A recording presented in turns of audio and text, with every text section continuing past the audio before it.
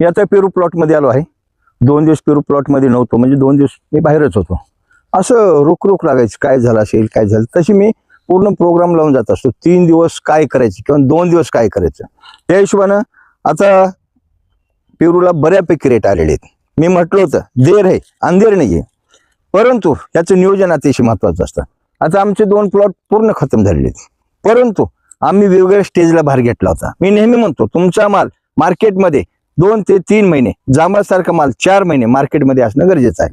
तरी आता जवळपास आणखीन एक 4 लाख फॉर्म लावलेला जांब शिल्लक आहे, परंतु अति थंडी चालू झालेली आहे. अति थंडीमुळे काय, आता माल तर खूप आहे, हे बघा माल खूप आहे, हे बघा खूप माल आहे, परंतु थंडीमुळे काय झालं, थोडं मुळाचं अपटेक थोडं कमी होतं आणि त्याच्यामुळे काय झालं, पानाचा कलर बदलत चालला. पानं जर हिरवी राहिली नाहीत तर फळ पोसायला थोडी अडचण होती. म्हणून त्यासाठी तुम्हाला पहिल्या व्हिडिओ दाखवलं होतं पेरूच्या मॅग्नेशियम सल्फेट दिलेलं होतं आणि सल्फर दिलेलं होतं.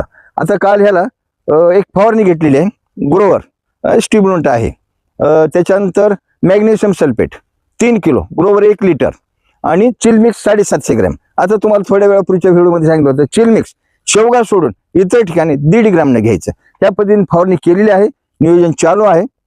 आता आजपर्यंतचा माल 31 रुपयाने विकला होता, परंतु उद्याची गाडी सौदा झालेले 45 रुपये किलो.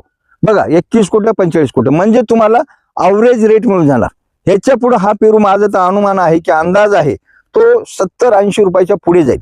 त्यासाठी नियोजन करताना जरी करता 2 एकरचा प्लॉट आहे, अर्धा एकर आणि 1 एकर आणि 1 एकर किंवा 1 एकरचा असेल तर अर्धा एकर असं कटिंग करतानाच नियोजन करा. 1 महिन्याचं मिनिमम अंतर ठेवा, म्हणजे तुम्हाला अवरेज मिळून जातील.